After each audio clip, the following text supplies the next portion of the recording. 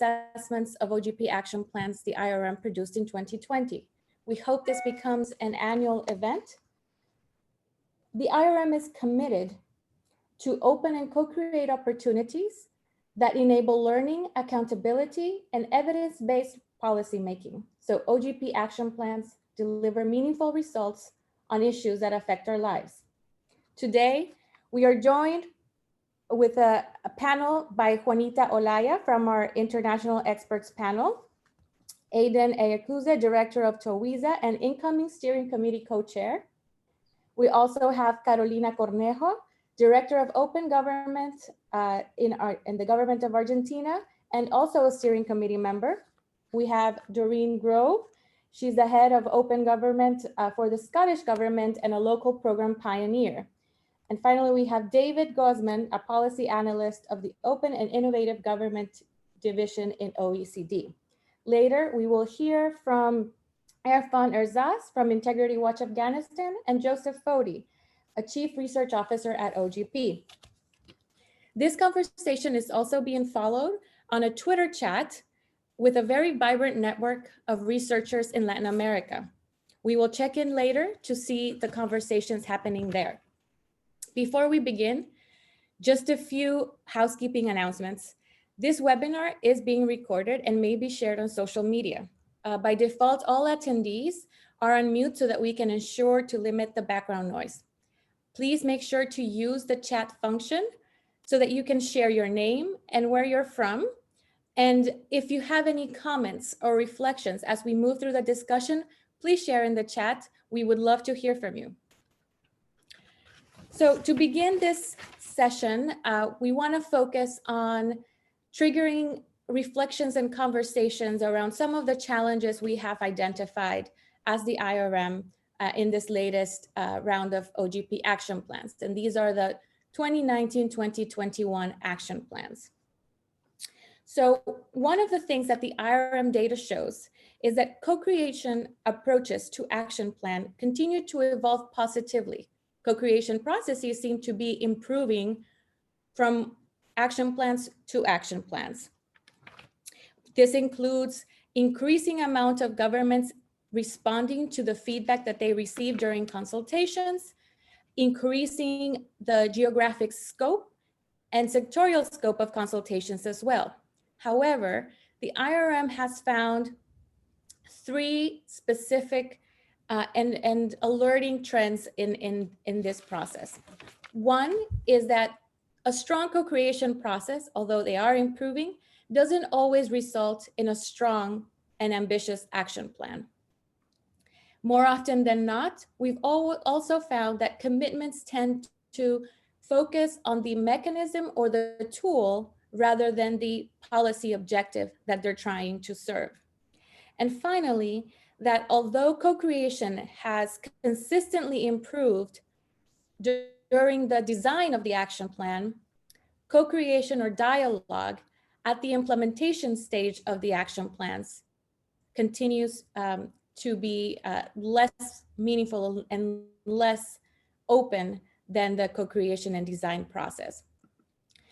So I would like to start with Juanita Olaya, who is one of our international experts panel, and she has a privilege of reviewing multiple reports that the IRM produces. Juanita, can you tell us more about this? Thanks, Denise. A privilege and a pleasure. Also sharing the panel here with such a diverse panel members. The points you mentioned are quite challenging ones and quite tricky ones. None of them has a short answer. So let me focus on the first. Why co-creation processes don't always result in transformative commitments, giving hints to a bit of the other two. And what I would like to do now is to share a few hypotheses to steer a conversation as well, also among participants. Broadly speaking, OGP is an invitation to embark in a quest towards two goals. On one side, to engage in bold and ambitious reform to open all areas of government and all areas of public policy. In a way, this is ambition and openness. And the other one is to do so consistently. This is through co-creation processes that are just as open. So in a way, one could say this is like open ambition. These two goals implementing, living up for these two goals can entail a bit of a challenge. And this is where my hypotheses go. For example, countries who do not have a tradition of working with different stakeholders in policy design and implementation struggle finding their way on how to do this.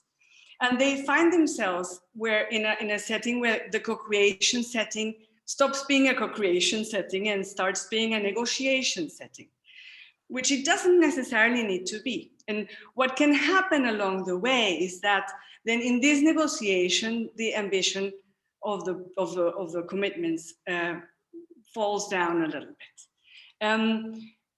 This is not necessarily what always needs to happen. Negotiations can also be collaborative. Negotiations can also lead to very ambitious goals. But I think that's something that is happening in some settings from observing the reviews. The good news is that even reaching collaboration levels may be hard. There are countries like Argentina, who is also here with us in the panel, or Slovakia, who have managed to do that. So it's not impossible, it is possible. It's just a way of arranging, of perhaps looking at the setting of collaboration as that, more a collaboration and really getting to use the most of that. There's also other hypotheses that one could think of on why is that happening, and also address them by being aware of them. It could also be that non-state actors or civil society representatives, etc., are joining these co-creation processes with very narrow agendas, which then narrows down the scope and the ambition of the processes. This speaks for even more diversity of participation, for even more open engagement of different actors and even more richer processes. Another hypothesis we could think of is that some of these commitments, to be really, really ambitious, need the engagement of other stakeholders that are not currently at the table, or that need to be engaged through implementation. So, you know, even in the judiciary, in the parliamentary bodies, even in the private sector. So maybe we're still missing a bit of meaningful involvement, meaning not only that there's, you know, we're checking the box, it's a multi-stakeholder process, but actually that stakeholders with really a stake in making these commitments more ambitious are taking part. There, of course, may be other inherent reasons on why in some commitments we have less transformative impact or transformative potential impact that don't have anything to do with the co-creation process. We know already the timing may be an issue. Sometimes long-term planning along the way may be difficult. And some issues are really hard to tackle within one cycle of the project. What we're seeing in the last cohort of design reports is, however, encouraging, because there's really more engagement and more countries manage to reach collaboration levels in their action plan design processes. So this is a remarkable good impulse, and we need to build on that and hopefully start seeing more and more countries that not only reach that level, but that move into higher levels of empowerment. It is, while attaining both goals, ambition and openness and open ambition is ideal, I think it's still possible to see that the openness of the process is increasing. Here we have cases, for example, like Sierra Leone, Philippines, Nigeria, Mexico, Latvia, Finland, and Afghanistan, where the levels of involvement are increasing. So all in all, a good note. Thanks, Juanita. And I'd like to move on because you mentioned Argentina, and Carolina Cornejo, you're here with us, and not only in your role of a steering committee member, but Argentina has had quite an interesting OGP journey. You've consistently improved the co-creation process, and according to our latest IRM findings, Argentina has also delivered on some meaningful reforms and results from the implementation of action plans. Where do you see this connection between co-creation and implementation, and what in the experience in Argentina worked so that the co-creation process led to a good quality, ambitious action plan? Thanks, Denise. Hi, everyone. It seems that we have almost spoken with Juanita, because I do agree with many of her hypotheses, and I wanted to reflect on that based on the Argentinian case. She just mentioned the setting of collaboration, how important it is to move from meaningful or ambitious processes to results and implementation. And I think that one of the core aspects there has to do with strong multi-stakeholder forums. In each country, we have these spaces for coordination between civil society and government on how to lead an inclusive co-creation process, how to design ambitious commitments, how to prioritize commitments, because a big challenge we had in Argentina had to do with prioritizing quality rather than quantity. We moved from a third action plan with 44 commitments to a fourth one with 18 commitments. We had to do with prioritizing focus areas based on core decisions made by the MSF, by the National Open Government Roundtable. So I think that that a key aspect or factor that enables to move from co-creation to meaningful ambition and implementation has to do with strong multi-stakeholder forums. This has to do also with a second aspect, which has to do with lessons learned from previous processes. And I think that also the MSF is the space where you reflect on what has worked in co-creation. Have we conducted a really inclusive process? So how do we learn from that to design better commitments and better processes? And I just saw on the chat these questions on how to maximize effectiveness and results of the co-creation processes. And I would say that a key factor there has to do with identifying what has worked in co-creation and what doesn't work in implementation. Which are the enablers of good implementations and which are the challenges and risks. And we see it's not just about political commitment. I mean, delivering ambition has not only to do with political commitment, but also with resources, with an enabling environment, with flexibility, which is something that we don't see that much in commitments, because we focus on design and don't think about how we need to maybe shift some focus in implementation.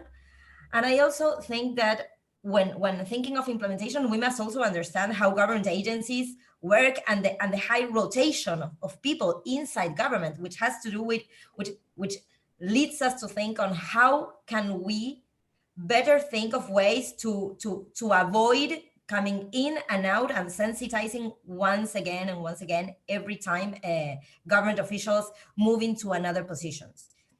And one more factor that I think want to bring onto the table, which has already been named by Juanita, has to do with which are the stakeholders sitting on the table and whether actors may be having narrow agendas. And I think that a core aspect in Argentina had to do not just with the MSF, with prioritizing commitments, but also in bringing into the MSF organizations with thematic focuses, with a thematic focus, for instance, on gender.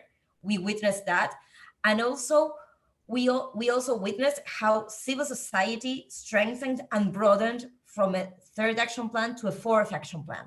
So in this way, I do agree with Juanita based on the idea that if we want more ambitious commitments and delivery of results, we need to broaden the table, not just the MSF, but the table where we discuss what ambitious reforms are. And I just want to name one specific example on our fourth action plan. We decided to align with the OGP standards and narrow the number of commitments in the plan. And we had to decide on a methodology to prioritize commitments. And some of the criteria that we agreed upon had to do with pending reforms, which were the pending reforms most demanded by civil society for the first, second, third action plan. Second criteria had to do with which were the national commitments taken by the country or by the government at the international level. In this way, we seek for continuity between government after transitions, but also to see which are the focus areas or topics that really move the agenda. For instance, open contracting, EITI. Those are also ways in which to connect the national agenda with the international scenario, and also to seek for more ambition. So I would leave it there. Thanks. Thanks, Carolina. And also, I'm going to turn now to David. He's joining us here from OECD. You recently published Innovative Citizen Participation under the New Democratic Institutions in Catching the Deliberative Wave. Very interesting paper. And in it, you have studied practices and trends and models of deliberative processes. So from what you learned, I'm curious that you can share with us in the lessons, what makes a genuine opportunity for citizens to shape decisions, but most importantly, how do these decisions then result in meaningful reforms? Thanks a lot, Denise, and hi everybody. It's really an enormous pleasure for me to share this panel with such distinguished speakers and many friends. My head of division, Alessandro Bellantoni, would have loved to be here with all of you, and he sends you his best regards. Let me start maybe by reflecting on the latest IRM findings that you mentioned, Denise. I think that the learning about the fact that strong co-creation processes don't always result in strong and potentially transformative action plans is somehow representative of citizen and stakeholder participation processes in general. Our own research from many different policy areas shows that linking the dots between participation of citizens and stakeholders in policy design and meaningful reforms is not always evident. So in order to address this gap at the OECD, we have developed this area of work called innovative citizen participation that you mentioned. And in June of this year, we published this first ever international report on the use of deliberative processes by public authorities. The report is based on the analysis of almost 300 examples of these kinds of processes from around the world. And it allowed us to draw some interesting conclusions, which I hope will also be of inspiration to the OGP community. But maybe first, what are these kinds of deliberative processes? They refer to an innovative kind of participation in which a randomly selected group of people who are broadly representative of a community spend significant time together and collaborate on finding solutions to a policy issue. This kind of facilitated deliberation usually results in collective recommendations for public authorities. These processes are, of course, not new, and public authorities at all levels of government have been using citizens' assemblies, citizen juries, citizen panels, to just name just a few, for many years. But more recently, this form of participation really got new impetus. It has been used for a number of high-profile cases, such as the abortion question in Ireland that I'm sure many of you are familiar with. Our comprehensive assessment shows that well-designed deliberation can in fact be a way to achieve better policy outcomes and more meaningful reforms. What we see is that deliberation usually results in considered public judgments rather than public opinions. Deliberation also makes decision-making more inclusive by opening the door to a much more diverse group of people that are randomly selected, one of the challenges you also mentioned. Finally, our findings also indicate that deliberation often results in strengthened trust in public institutions as citizens have an effective role in public decision-making. Of course, the use of deliberative process is not a one-size-fits-all solution.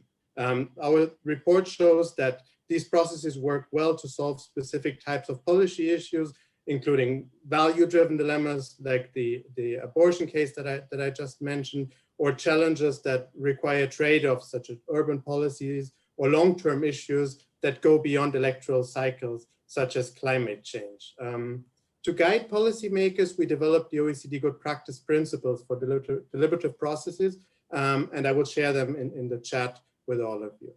So would the use of deliberations be a tool, given all these advantages that can be used in the co-creation process for OGP action plans, and would it address some of the challenges that the IRM has identified? I would say yes, that there certainly is potential. IRM findings show that issues facing co-creation today are often related to representativeness and impact of the process. These deliberative processes bring together randomly selected citizens, so that challenge could, for instance, be addressed. And beyond co-creation, as you all know very well, the OGP process requires the public to be involved in the implementation and the monitoring of the action plan on a more permanent basis. And deliberative processes are very well suited for this kind of permanent engagement. As I said before, deliberations are of course not the solution to all of the challenges of participation and not all of the challenges of the OGP action plan process. It's just an idea to provide a basis for discussion and maybe some inspiring experiments in the OGP community, which is by far the most cutting edge community when it comes to experimenting with public participation. I leave it here, but I look forward to today's discussion. Thanks, David. And now thanks for all the insights on the quality of the process and co-creation, which has definitely been improving. Now I'm going to turn to Aidan and Doreen. And Doreen, I want to start with you from your experience in implementing a local action plan. So IRM has also found that in this latest round of reports that 50% of the countries actually have less participation during implementation than they do during their co-creation process to design the action plan. How does that affect implementation? Because we also saw countries like Germany and Philippines where less participation or dialogue with civil society during implementation did not seem to affect the ability to deliver on results. So what are the incentives for participation and what could be the role for participation at this moment of the action plan? Doreen, let's start with you and then I'll go to Aidan. Thanks very much, Denise. It's a really, really interesting question. And it's a reason that in Scotland, one of the things that we have as one of our strongest actions is to look at putting in place a participation framework, which helps frame up how public servants are better able to use all sorts of methods, and not just deliberative, but all sorts of ways of ensuring that the end result means that the outcomes for the people who they affect are improved. But what I would say is during implementation, and I was really reflective when you asked this question, because it is quite difficult. Certainly for us, we have a really strong multi-stakeholder forum, but they are quite specialist. So in places where their specialisms interact with the commitments that we have, incredibly valuable. But civil society isn't just one thing. We get enormous benefit from all sorts of stakeholders. So our participation framework is designed to help us frame up how we make sure that becomes routine, that we don't assume we know what our population want, and we don't assume that we have the right answers necessarily. Thank you, Doreen. Aidan? Yeah, like Doreen said, that's a fantastic question. It also made me reflective. So just repeat, so civil society engagement is weak during implementation, right? That's the challenge. But it doesn't seem to decrease the opportunities for good results. So I think my hunch is that three things drive this. First one, the high quality of the co-creation process, which crucially must nurture trust and mutual respect between government and civil society, I think is one. And I'm glad Doreen was mentioning, those participation frameworks. So with that co-creation process that nurtures trust and mutual respect can result into high quality, ambitious commitments, right? And those are the ones that lead to good results, major improvements. And the third thing actually is execution, led by hopefully a competent government. So let me reference here just a very recent report that was done by our OGP colleagues from the Multi-Donor Trust Fund review of the 6 co-creation processes in 2019 and 2020. And by the way, I want to put a plug for this report to thank you to Catherine Wickrent and her team. I know she's on the call. It really is excellent reading, by the way. And if any of the 56 new OGP global local members are listening, I encourage you to read their report. It's called MDTF Co-Creation Awards Cohort 2 Results and Learning Report. So after that plug, that advertising break, let me tell you what I learned. So for example, you mentioned the Philippines. Okay, so Philippines has a great new anti-red tape and anti-corruption hotline. They've seen a 30-fold increase in government agencies signing on to an access to information portal, right? In this report is showing us that in 2019 and 2020, and I think there's a continuation of what they were doing earlier, they built much stronger cross-sectoral trust through constructive engagement between the NGO Secretariat and the government secretariat responsible for OGP. And this mutual trust meant that they worked together, respected each other's culture. And what I found fascinating was that 8 of the 10 new commitments are being implemented jointly by the government and NGO stakeholders. And in fact, non-government stakeholders initiated 3 of these commitments. So when you have such a buy-in, then you get a much better chance that you're going to have high quality commitments, which are transformative and they can change life. My final point is that civil society doesn't necessarily need to do the doing, okay? And I think Germany here is for me a fascinating case. I think Germany's good results are a result of a strong, capable state capacity. And not every country in the world probably can emulate that.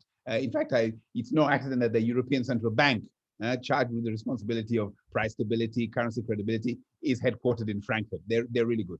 But they have a very strong EITI multi-stakeholder group and environmental reporting standards and much improved citizen visibility. So you don't need the civil society to do the doing, as long, I think, as the commitments are strong, the quality of the execution is good, then I think you can get the transformation that is required. Thanks, Aidan. And I think there's actually makes a good segue to our next question that I'm going to go back to Juanita for, with regards on like the type of commitments or the policy area of the commitments themselves. And I also see a question in the chat around e-government. So Juanita, I'm going to go back to you. And one of the things that the IRM found is that, yes, e-government related commitments continue to be the most frequent type of commitments we see. And this is where we mentioned the fact that, some of these commitments focus more on the tools and the mechanism than the policy area that they're trying to serve. But also then, how do we ensure that the uptake that we've also seen in commitments around more diverse themes like beneficial ownership transparency, gender and inclusion, environment governance, how do we ensure that what looks good on paper ends up being meaningful in practice? That's like 4 questions in one, but I'll try to address bits of those. One on e-government and any open data initiative. We've also seen a surge on those. And those are important means and tools and mechanisms, but we cannot forget means and ends. There is a worry. Well, let's not forget that open government at the end of the day is also an attitude. It's a way of doing things. And we don't resolve it only through technical issues or through technical means. We have to develop the habits of doing things in different ways, in ways that are more inclusive, in ways that are more open to all stakeholders, in ways that are more accountable. And while those tools are good and are necessary, they're not the only things nor that we can do to achieve those ends. Nor sort of check the list for openness. So I feel we need to make a word of caution on these types of reforms, understand their real scope and reach and impact, and embrace them while still retaining the bigger picture perspective of where we want to go. On the issues you asked, Denise, on beneficial ownership, transparency, and gender issues. I mean, let's go back one thing. Generally, it is a challenge to translate paper to practice, but it is a very important one. Good designs are necessary, but are not the only, or the precondition for good implementation. This is also why within the IRM, we are moving in the refresh to look more at results and more at implementation, and to put the focus there on the bigger picture. When it concerns to beneficial ownership transparency, we're seeing that there's increasing ambition, for example. But implementation is falling a little bit too short, maybe because it's still too early in time to talk about implementation. Some of those commitments are relatively new, but beneficial ownership transparency is a relatively technical issue that should be easier to implement, one would think. However, it has a lot of pushback, particularly from those sectors and actors that benefit from beneficial ownership secrecy. So truth will tell. Levels of implementation will also give us indication of how strong that pushback has been. In comparison to gender and inclusion issues, which is more of a social issue, is less technical, and in that sense is also deeper, entrenched, takes more time to achieve, to implement. Comparatively, if you look into the past implementation results, implementation on this area looks much better than other commitments on average. So there's good results, and there's increasing demand for commitments in the area of gender and inclusion. But this is also one of those cases where one tool won't help. It's not about checking one box on gender or checking one box on inclusion. Inclusion is a permanent effort, and this is also something we want to keep seeing on in the action plans and above all in the implementation. There are topics like this too, for example, also beneficial ownership, transparency, and inclusion, who also have a lot of international attention. And I can see, and I connect with what Carolina said before. OGP is also an interesting way to connect with the national agendas with the international issues. So there's not a problem with that. However, the international attention on issues brings both challenges and restrictions. Challenges and opportunities, I'm sorry. Among the opportunities, of course, there's a lot of support, and there's a lot of tools and support to implement things. So that's an opportunity to take on both counts, and also on other commitments that are of need for many countries around the world. But the challenge is that when there's too much international attention or pressure on certain issues, one would ask, what's the real commitment by the governments and by local stakeholders to them? That also comes to be seen when implementation comes around, and that we capture also through the reviews. Thanks, Juanita. And then David, I'll go to you to kind of wrap up this particular segment of the session. What are your thoughts on how these fixation on like the mechanisms and the portals, or how can we use those as opportunities for meaningful reforms? Thanks a lot, Denise, for this excellent question.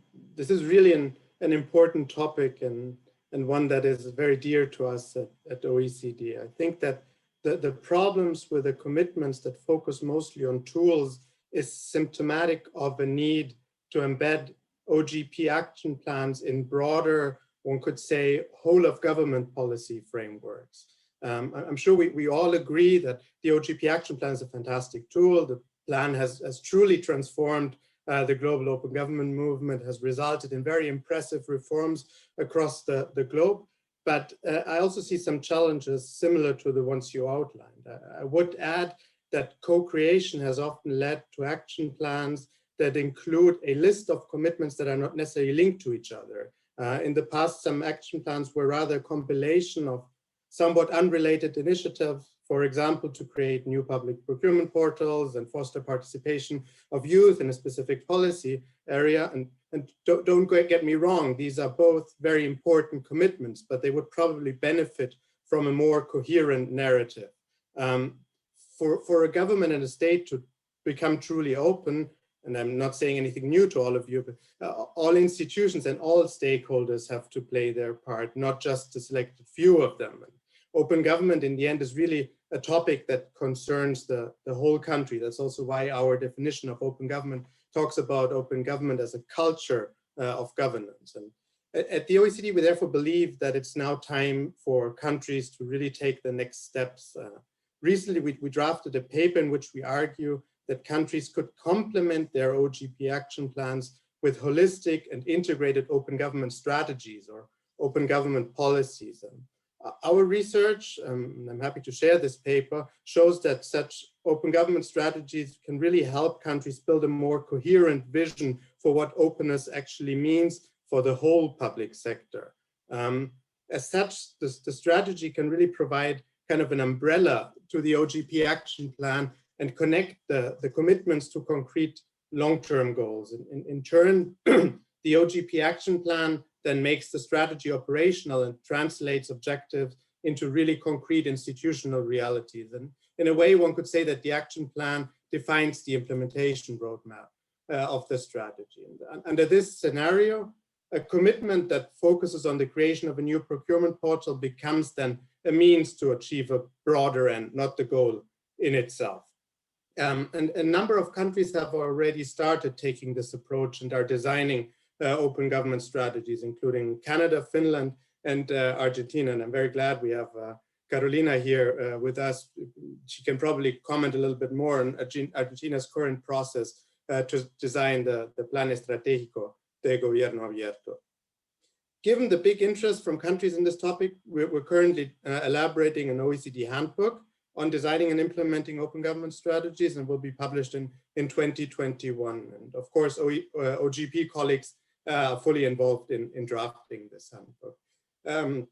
I'd be interested in hearing from people in the chat and from the discussion whether you think an open government strategy would make a difference in your country, and it would be something that you should aim for. Thank you very much. Thanks, David. So interesting, before I turn to Tinatin to see what's happening in the chat and online on social media, just, you know, the thought of, do we think of strategies first and then commitments? Tinatin, I'm coming to you to tell us what's going on in the chat and on social media. Okay, so there have been several messages on the chat, also on Twitter. I think I want to mention two major points. Lots of questions about how to ensure maximizing the effectiveness of the co-creation process, and particularly about the expectations from civil society. So mainly asking whether civil society is really equipped to fully participate in the process, whether they have an understanding of those sometimes complex open government issues to be able to meaningfully contribute, and also what should be the role of civil society during the implementation of action plans, something that has also been mentioned by the panelists. So one of the questions asked is whether civil society can really be partners in implementation, or whether that can actually cast a cloud on accountability and the main responsibility of the government to actually deliver on the commitments they make. That's perhaps an interesting question, whether CSOs become partners in implementation, or whether their role is best being watchdogs to monitor that implementation once the action plan is submitted. That's perhaps an interesting question to reflect on. And another point that also came up in the chat a lot was about making sure that the design of the OGP action plan is understandable, that we cannot just assume that the larger civil society or citizens who are participating in public consultations actually understand and see the OGP process very clearly reflecting their needs and sort of like their everyday priorities. There were some questions whether there are any suggestions or ideas of how this can be best done. The second issue that came up during the chat as well has to do with how to make sure that the OGP processes align closely with the government budgets and priorities? And how does one make sure that it's actually the process contributes to a wider shift in the attitude? So it's not seen as a one-way thing that gets done, but that open government is viewed as one of the people on the chat have actually said as a social transformation. And that requires a different approach. That requires an approach that it's not just narrow or represents a specific discourse, but that is wider than that. That requires a deeper and more entrenched cultural change. I think these were the two main points that different participants reflected on. But I do see that there are more chats coming in. Thanks, Tinatin, and I'll come back later to see what else is happening in the chat and online. So I do want to then focus back the attention on the panelists and reflections. So we're, of course, thinking of all these challenges we already have within the open government context, and then life hits us with a pandemic that has like completely taken us off guard. So I want to turn to Aidan. OGP's response to the pandemic included flexible co-creation calendars, extending implementing periods for action plans, and providing multiple resources for OGP members to manage the co-creation process within the context of a pandemic. So we know that it's clear how COVID-19 is having an impact on open government, but how can open government have an impact on the recovery efforts? That's another great question. Now, I think when you're in a crisis, whether it's personal or national,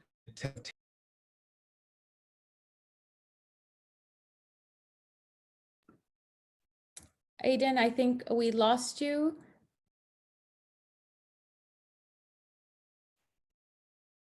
Okay, we'll try to get Aidan back, but I also had this question for Carolina and Doreen. So if Carolina, do you want to give us a sense of how does how are these challenges of the pandemic exacerbated, and how can we mitigate them within the context of OGP?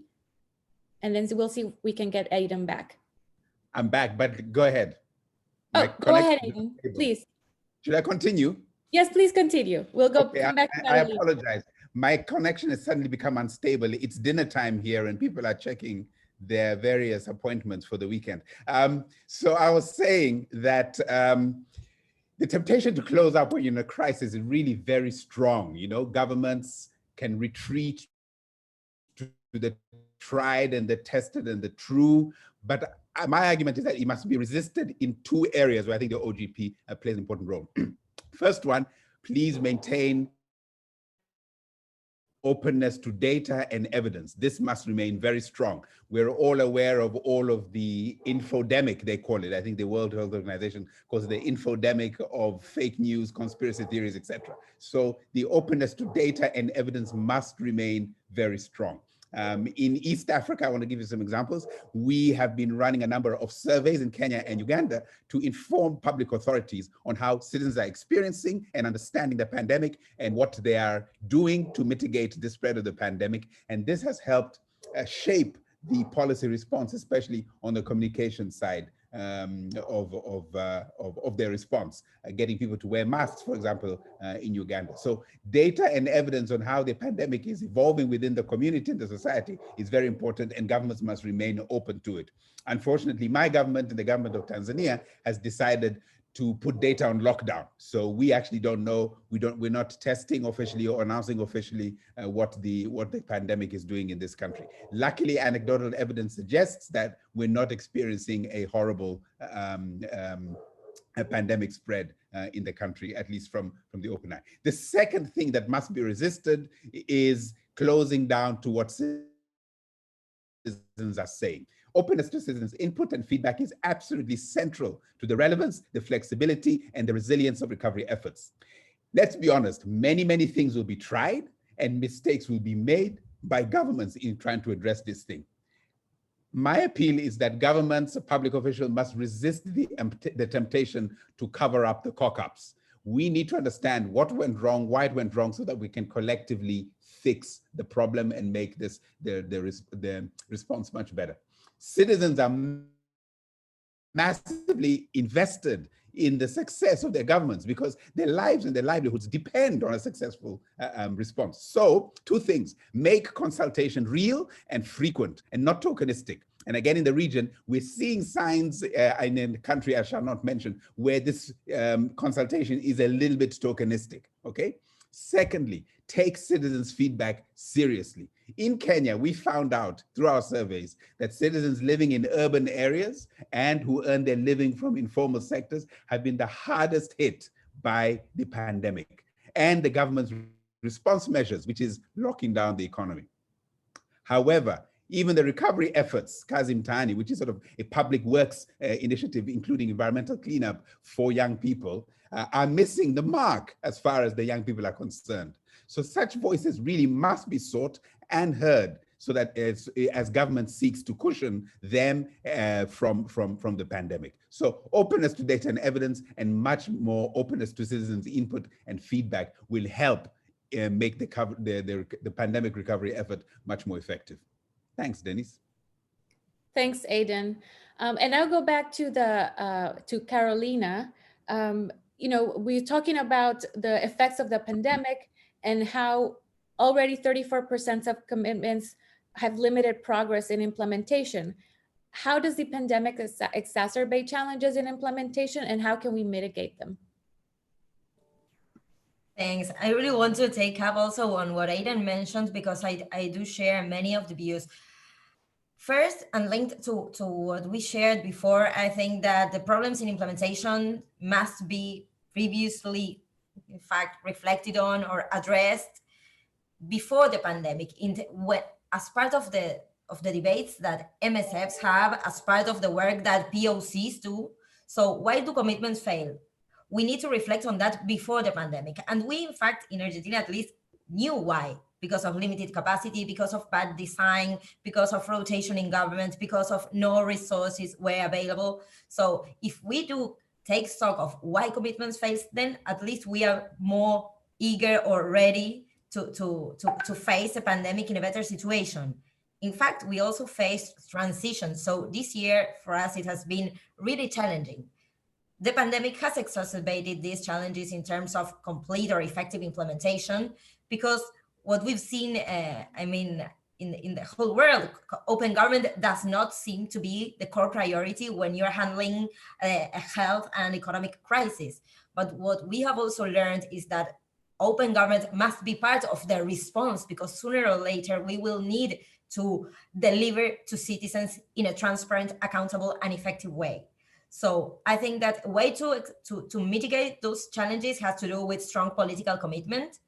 At least in Argentina, we had a very strong sign by the chief of cabinet regarding the continuity and going on and deepening commitments made on the fourth action plan. So that was strategic for us to reach out to different implementing agencies and re-engage them on the process despite the pandemic. Second, I think it's critical to have dialogue and consultation, just as Aidan mentioned. As lead open government agency, we not only conduct or coordinate the process of the whole OGP plan, but we also have a commitment in charge. We are in charge of developing an open government federal program, implementing the OGP local strategy. So during this year, we took the opportunity to broaden consultations. We did not stop dialogue with civil society organizations. And I think that has to do with being accountable, but also being flexible and open to input. So we took the opportunity to improve processes. Okay, we couldn't go on site to discuss what should a federal open government program look like.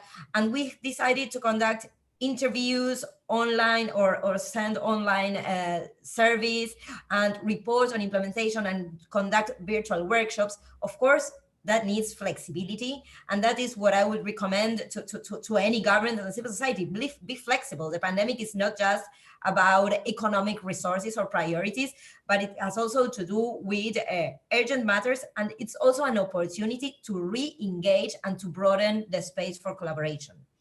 And third, I think it's important to engage stakeholders, not just the whole open government community, but implementing agencies. Just yesterday, we held a meeting with all leading agencies which have commitments in charge, to introduce them to the IRM researcher, to introduce them to the Open Government Roundtable, to introduce them to civil society. So to create a kind of community of practice of people who are leading reforms in a difficult context, but who can rely on each other, who are facing the same challenges. So I think in a way, to mitigate those challenges regarding the pandemic, we need to be open, accountable, and reflective on the challenges we face, and take the opportunity to advance open government, maybe at not at a high speed, but really in a more inclusive way.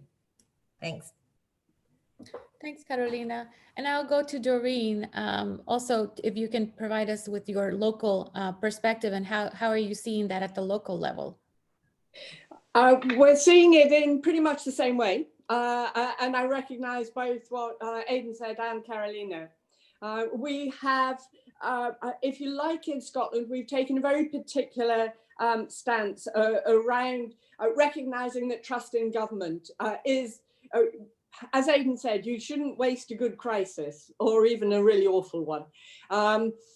It is really important that one of the really big recognitions, I think for many, many people, is that we all govern by consent.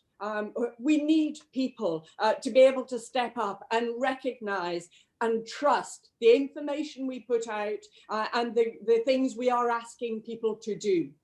So one of the things that we've done is we've looked at it not just through the health harms, but also looking at the social inequality that has been highlighted by this.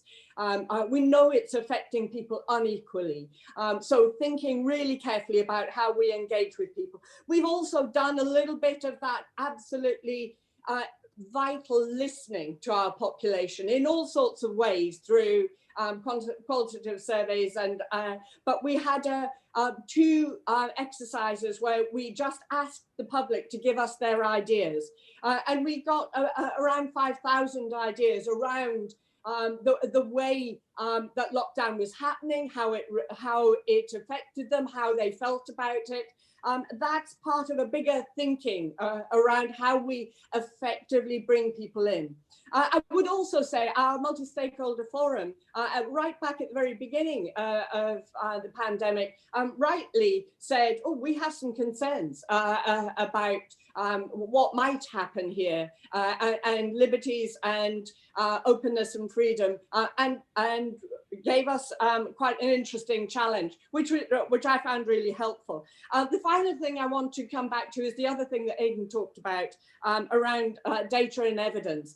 Absolutely vital that people trust us as a source of that.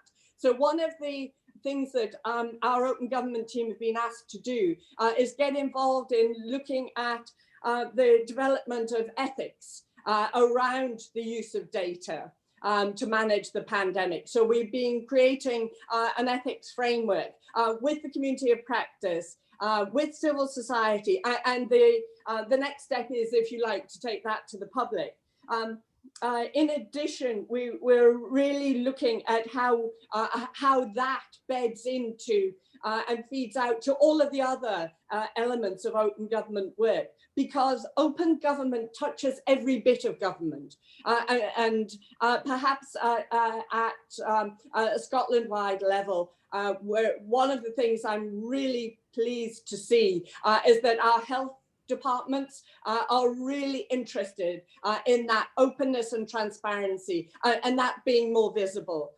So we're a long way from perfect, and our death rate has been tragic, but we recognize that if we had understood the information and been able to connect the test and trace information about who had the pandemic with the people who are in care homes and put that information together, we would have been able to be much quicker at being able to respond. So really being thoughtful about how you use information safely, protecting privacy and rights, but remembering that we are affecting people's human rights. So we have to be thoughtful about it.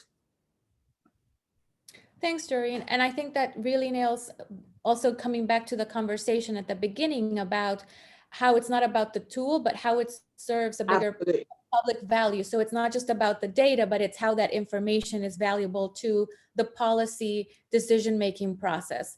So now I would really like to turn in here.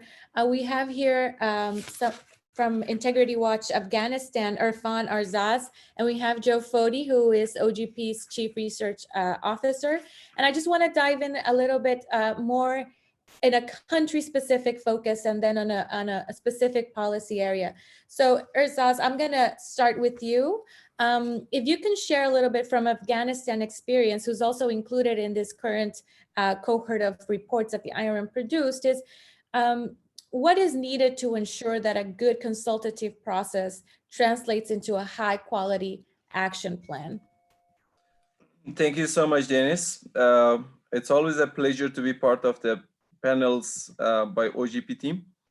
They're really constructive panels. And thank you so much for inviting us to have our experience from Afghanistan. Just to let everybody know about Afghanistan and how Afghanistan came to the OGP. Afghanistan got the membership of OGP in 2016, and 2017 was the first national action plan to create. And in 2019, Afghanistan, after the Conference of Canada, could get the MDTF award, and Integrity Watch, along with ADDO, Afghanistan Democracy and Development Organization, and THRA, or Training of Human Rights for Afghan Women, with OGP Secretariat, which is inside the Presidential Palace of Afghanistan, started working on the creation of the second National Action Plan. In the second National Action Plan, we as civil society could get the leading of this process and could have the help of the government to create a better National Action Plan.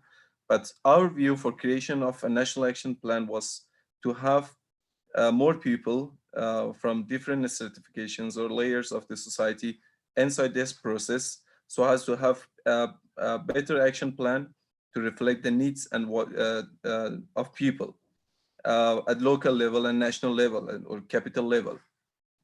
We could actually have this co-creation process across the country and could engage about 30 provinces out of 34 provinces of Afghanistan, and different stakeholders from government and civil society could engage into this process. We could collect more than 400 proposed commitments. We call them proposed commitments because they were the initial thoughts of people that they reflected their needs in them, and we needed to make them into the concrete commitments. Then we could create a technical team. This technical team had the responsibility to make the clustering process of these proposed commitments, and after that to put them on the tank shops. That these tank shops were the tank shops on 6 thematic areas to create the concrete commitments, and these tank shops could create 18 commitments out of 400, more than 400 proposed commitments by people. So what is needed here, actually, in our view, the engagement of people in different layers was the first thing, and the first and most important thing for the co-creation process. These people were the people of which in all other plans or policies and strategies of Afghanistan, their voice has not been heard. And we did something completely different and in contrast to any other plan here in Afghanistan. And we started with hearing the voice of people. The second thing is to structuralize the co-creation process with using the methodologies. We did have methodology on engaging people, which we used the stakeholder mapping. We mapped every single part of the society in different provinces through our networks by civil society and government jointly. And also we use the methodology to create the concrete commitments. This methodology was the first, the people's inputs on how do they need for the second national action plan. The second one, using the current policies and plans of government, that what are they and how we can align these needs of people with those. And the third one was the OGP values and how we can align these all these commitments with the OGP values. This was really important for us to use this methodology, because the methodology could give us a way to meet the goal we put for ourselves. This methodology, actually, the needs of people wasn't the top priority of our making the concrete commitments. In the tank shops, people have gathered from different expertise areas, from civil society and government, and somehow from international community as well, from media, from universities. These expert people could bring all these commitments together and the policies and plans of current policies and plans of government together, and see how they can make the concrete commitments which can bring the transformation to the lives of people in different layers, from the capital to the provincial or local level. This was really important for us to bring the voice of people on the top. And we did this during the co-creation process. What I'm saying now is very much different from the first process of creating or co-creation of first national action plan. In the first national action plan, we did only have the consultations in the capital of Afghanistan, which is Kabul. We did not have a specific methodology to gather or collect the ideas of people or experts for creating the commitments in order to use them for bringing transformation to the lives of people.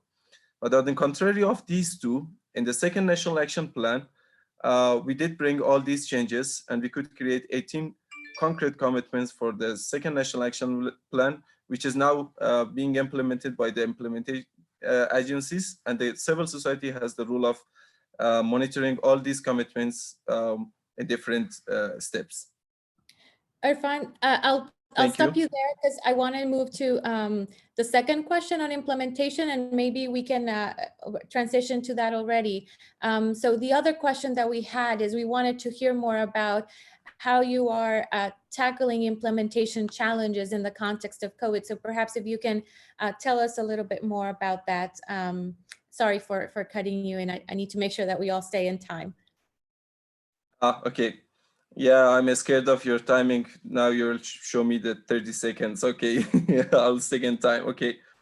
Thank you, Dennis. Yeah, the implementation process. Let me begin with two main issues that came to my mind, as everybody else also has discussed and brought, and I learned so much.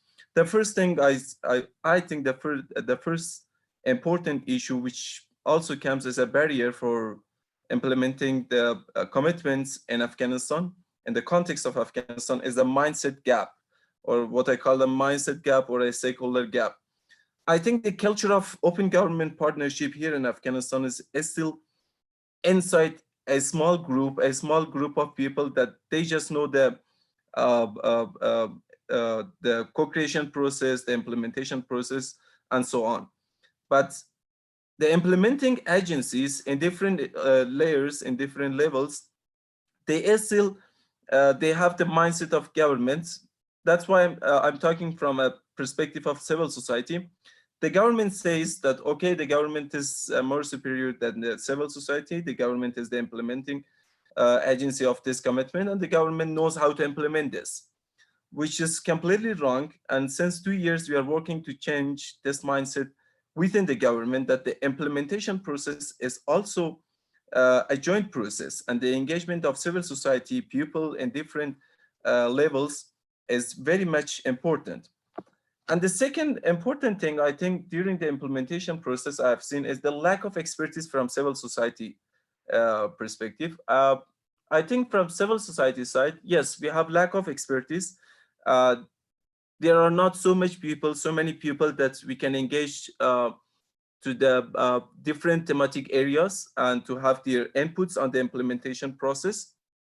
So this brings a challenge for the implementation process of all commitments in Afghanistan. But of course, we are working also on civil society to engage them. We are working on different civil societies to engage them into the implementing process. The MSF, or Multi-Secular Forum of Afghanistan, has 34 members, in which 17 of them are civil society. We cannot ask all these 17 civil society members to monitor all these 18 commitments. So we are working to engage more civil society people into the process, to monitor the implementation of process, and to have reforming inputs on every single step of the processes. Because in this second national action plan, we have a lot of we have a number of commitments which are about the laws, regulations, and procedures. For example, the beneficial ownership regulation, the access to information procedure for the Supreme Court, and so on and so forth. So we need the expertise from civil society aspect also to have a better implementation, to get better inputs for the better creating and developing of these laws. About the pandemic, I think open government partnership and MSF in Afghanistan, at least, is now as a body, as a strong body to tackle the pandemic through using open contracting issues, open data, and monitoring the process of expenses, and also the healthcare centers in Afghanistan. That if there will be time, I will share you some insights from Integrity Watch, that what we have done during the pandemic in Afghanistan. Thank you. Over to you, Dennis. Thank you, Irfan, for sharing Afghanistan experience so far. Now I would like to turn to Joe Foti. Joe is our Chief Research Officer, and they've recently been developing a very interesting series on justice sector reforms in open government. So I would like to turn to Joe first with just thinking about the co-creation process linked to ambitious reforms or ambitious action plans. How does this play out in the specific justice sector reforms that can be included in OGP action plans? Thanks, Denise. Yeah, first, what do we mean by justice sector when we look at it is we're talking about not just courts, which is what people might think of immediately, but the entire criminal and civil justice processes. And this includes police, prisons, prosecutors, many different actors. So this policy area was popular. I wouldn't even say popular. There were a few countries working on it early in OGP when they joined, Argentina, among them Albania, a few others. And then it almost became extinct until we had the SDG 16, which focused on that. So one of the first lessons about this work is it's not bad to tie OGP commitments to other international commitments that exist. Second one, though, is while it's good to tie things to international processes, it's absolutely essential, as some of our previous speakers have talked about, to focus first, perhaps, on what is the problem that you're trying to solve. So why do we see this positive deviation among justice commitments? Is I think it's because they're actually addressing real problems. In most of the Americas, the courts don't work so well. You have police issues in many of the countries, and you also have issues of cost and access and integrity of the system throughout the world. So the second, the beyond addressing the problems, I think it's also important to bring in the right actors. And this is absolutely essential in justice commitments in particular. And so I think it's what makes the big difference between whether they survive for a long time or whether they don't. And so to give you a concrete example, The one that's been highlighted a lot and is worth continuing to highlight was the Police Open Data Initiative in the United States. I'm sure an international audience is fully aware of the shortcomings of police in the United States and police-related killings, among other issues. And in that context, the way the commitment was done was to bring in a bunch of different actors from the 31 of the 50 largest cities in the country, and to have the police chief data officers and commissioners work there with civil society groups to identify the data that they could release and data that they wanted to release. So it was a bit more of a coordinated bottom-up process. And I think that's essential with justice commitments. And I'll get to that in a moment of why I think, especially when you're dealing with the courts and anti-corruption, you have to find the right balance there. Thanks, Joe. And then to close up in terms of making that link to implementation, there are some opportunities and barriers to implementation with this type of commitments. And I also saw in some of the work that you've been doing is how do you link that back to also the context of the pandemic? Can you tell us a little bit more about that?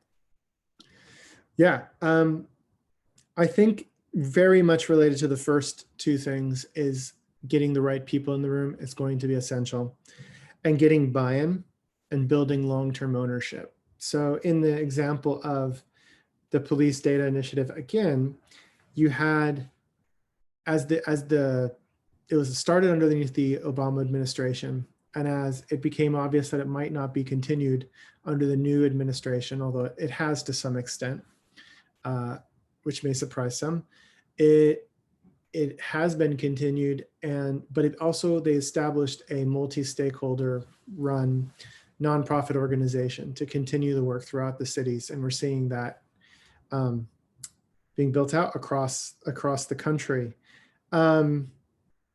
What do we, and you could see that even in the Black Lives Matter protests in June, which were able to cite data on police-related violence that, frankly, there had never been anything approaching a national database in the United States on that. But in other countries, you also have reform in the courts and beyond. Argentina has been a really interesting country with especially the Buenos Aires criminal courts. I don't know if they're on this call, but they've been very involved in OGP.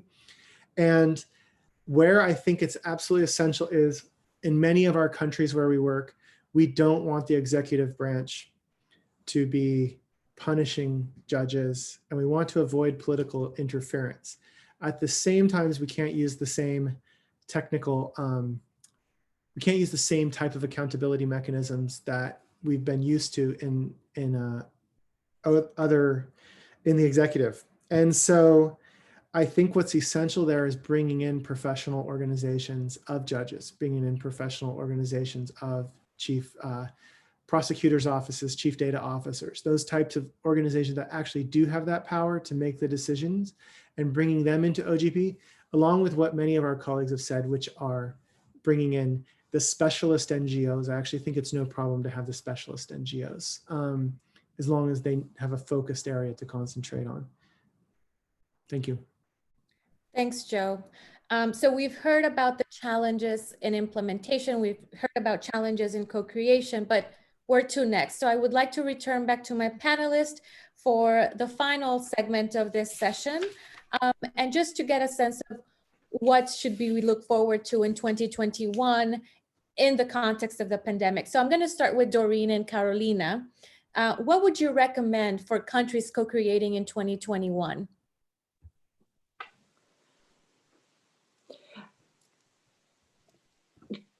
Carolina, go ahead. Do you want to go first? Okay, sure. Well, I think that based on what we discussed earlier, we should take stock of what the pandemic has showed us. At least we've learned that we can be more inclusive when going online. Of course, we should beware the digital gap. But we learned that we can conduct co-creation processes and dialogue roundtables online. So I think that we should take stock of what has worked and how to be more inclusive. I think that convincing arguments can be driven online. It's not just that, because we often thought that louder voices were heard on site in the city, but now we know that we can also broaden the space for co-creation. Also, I think that we should take stock of what problems we've had, what problems the pandemic has showed us. Many times we think of ambitious commitments based on fancy practices like, okay, developing an open data portal, but now we really can see where the gaps are, where the challenges are. Is it about access to information? Is it about public procurement? Is it about gender-based violence? So I think that there are some core areas which we have identified, not just governments, but civil society, MSFs, whole countries. So I think that those areas can lead us to an ambitious roadmap for co-creation next year.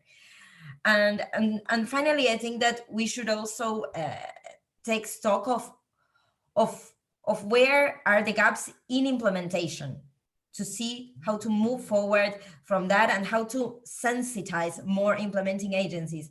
And I think that I want to catch up on something that Melanie from Canada mentioned on the chat on examples of how government or commitments can lead into changing government attitude towards open government.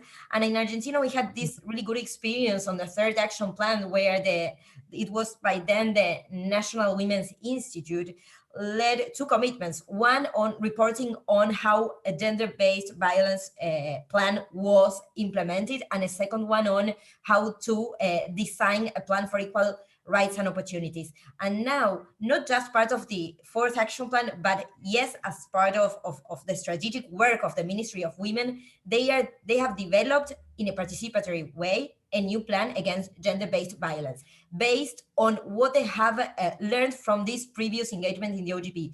And they are also making some recommendations on how to include a gender perspective in all commitments. So I think that those are also good ways of how to take stock of commitments to change government's attitude. Thanks. Back to you. Thanks, Carolina. And Doreen, what are your recommendations for countries co-creating in 2021? I think I would have said pretty much the same as Carolina. One of the things I would stress is I am someone that thinks we should do both, look at the strategic, but also have real solid commitments that are very clear. So I suppose I would sort of describe it as, you can't, if you look at the elephant, you can't just act on one leg or another. You have to look at the whole elephant.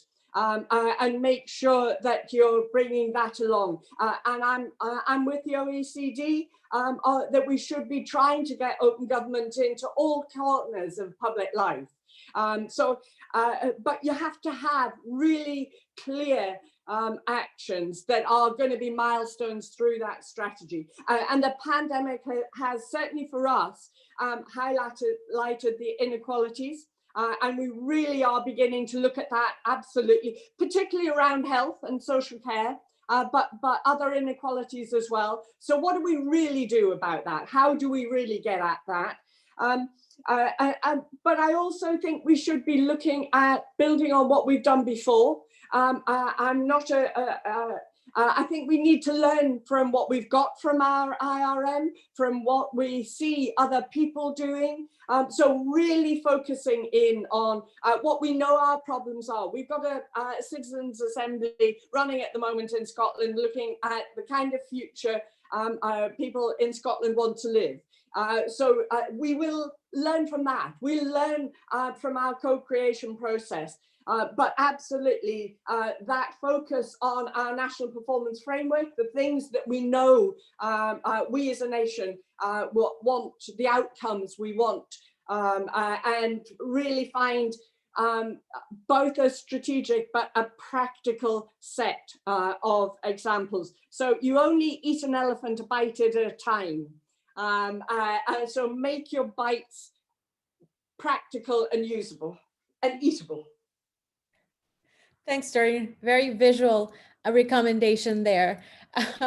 Aidan, what can we expect of the 10th anniversary of OGP, and in this how do we move forward in an open way in a pandemic world?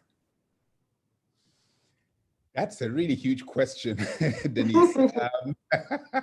So because it's big, I'm going to borrow Doreen's elephant, if you don't mind. Can I take your pet elephant?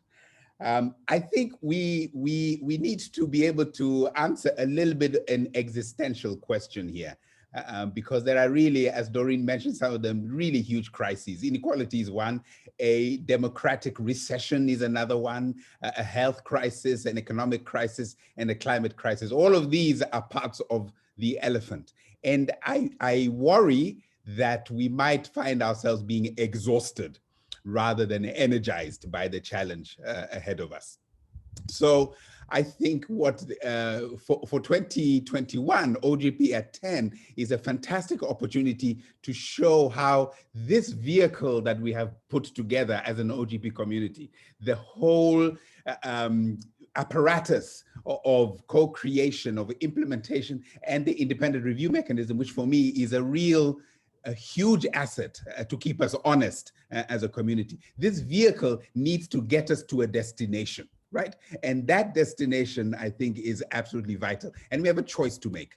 We either agree or exhaust ourselves and agree to become subjects, at the whim of other people's preferences, whether they're rich or autocratic governments or massive data corporations, or we can choose to become engaged citizens. And there really is, when I look around the world, there really is no other mechanism other than the way we have organized the OGP, warts and all, and I don't think there are very many warts. The OGP really is a fantastic vehicle to exercise our citizenship at the local level, at the national level, at the global level. It's in 2021 will be time to really seize these opportunities and to show the world that this is a way for us to really be alive and to really be intentional and deliberate in how we shape a post-pandemic world. The alternative is to allow other forces, uncoordinated or maybe coordinated for nefarious means, to take us down a route we would rather not. I think as citizens, we really have this chance to take charge and to move forward. Thanks, Aidan. And as you were mentioning how we arrive at that destination, there's also a question of how and how we leverage our partners. So I'm going to go back to David. What are your thoughts on looking ahead? How do we leverage the open government community to learn and tackle these challenges together? Thanks a lot, Denise. It's a big question. I think first of all, we need to further strengthen our community internally to exploit its full potential. We need to create more synergies between our initiatives across countries, and we need to build more resources and tools that can be useful for all of us. And I think in that regard, OGP has really led a fantastic work through the OGP Global Summits, the regional events, and more recently, the webinars. And I can only congratulate you on this. Our own OECD Working Party on Open Government and its networks are another way to bring our community together. And if I may, in that connection, I just wanted to quickly highlight that in a couple of weeks, our regional network in Latin America will be meeting, and I would invite all people that are interested to participate in the different events that take place during that week. I think a second way to leverage the power of our community would be to strengthen it externally. We need to create more synergies with other communities and really go beyond our usual suspects. I think we've all been saying that, but there's need to even do more work in that regard. I think we need to make additional efforts to export our concepts into other policy areas, development, diplomacy, gender, and so on. And we need to have an even closer contact with the academic community. We need to be more present in universities and connect with more researchers. Last but not least, I think we need to reach out to new publics and collaborate with new stakeholders. And here I think particularly about young people and the private sector, which often hasn't been all that much engaged in the open government agenda. In my opinion, one of the key tools that our community needs now are indicators that allow us to show the impact of the reforms we're all advocating for. And at the OECD, in close collaboration with OGP and many other partners, we've recently started work on a first comprehensive set of open government indicators. We're fully aware that this is an ambitious undertaking that can only be successful if the entire community is involved. So over the course of the next month, we will reach out to all of you to get your insights. And I think the IRM community is the most relevant community when it comes to designing these kinds of indicators. We really hope that ultimately these open government indicators can make our community stronger and become a common good that will enable us to tackle many of the shared challenges we have in our community. Thank you. Thank you, David. And then I'll turn to Juanita for your final thoughts on what is ahead for, how does the IRM adapt to this pandemic world and the demands of a growing partnership?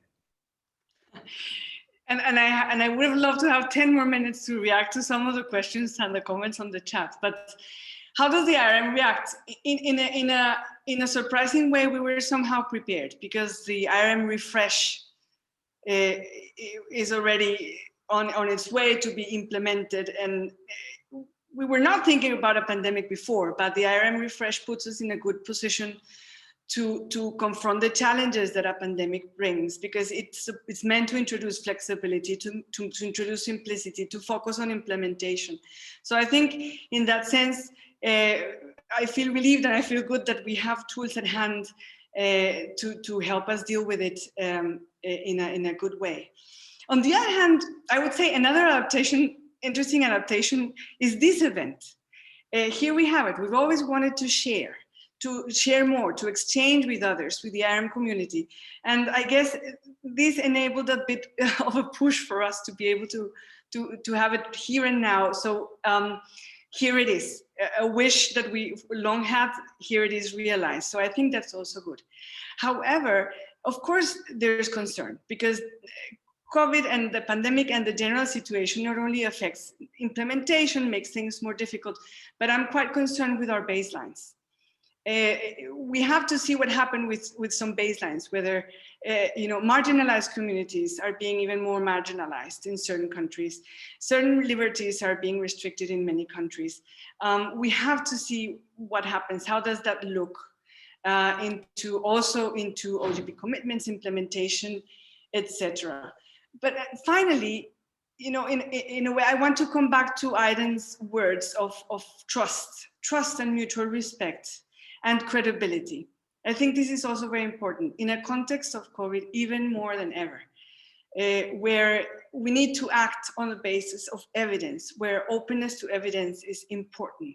The role of the IRM is more important than ever in bringing credibility on an evidence-based analysis on what progress OGP members and stakeholders are doing. So it is a crucial responsibility. It is a crucial role.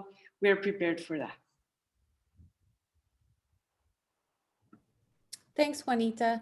And thanks to all of you for joining us today. I really want to, on behalf of the IRM, I really want to say that this for us is the starting line of a race that comes next year and the years to come. But just to kind of wrap up some of the thoughts that were said here, I do want to highlight some of the comments that we also saw from social media. And I just want to say, one participant said, Esther Kaufman says that the pandemic has further highlighted the need to prioritize sustainable development goals as an urgent part of the open government response. Edgar Rubalcaba said, I see digital co-creation processes as an opportunity to include society and social sectors in the definition of the problem, the design and implementation of public policies to mitigate the negative impacts of COVID-19. So all in all, a key takeaway from this space is that there is definitely so much more, that there's an appetite for learning how we are adapting and dealing with COVID within the constraints of all challenges that we already had coming into this pandemic. And that's an area perhaps where the IRM and the research community in OGP can provide further light so that it can support the efforts done at the country level. And then just to finalize, I want to take Aidan's and Doreen's example of the elephant, but really reinforce the fact that 2021 will be a pivotal year for OGP. We are expecting more than 100 action plans to come in, including local and national. So that's a challenge in itself. But most importantly, how do we arrive, defining how do we arrive at that destination.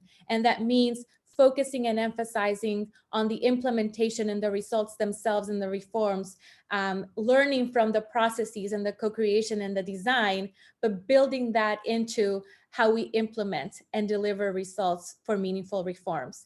So thank you all for joining us today. This session will be available later.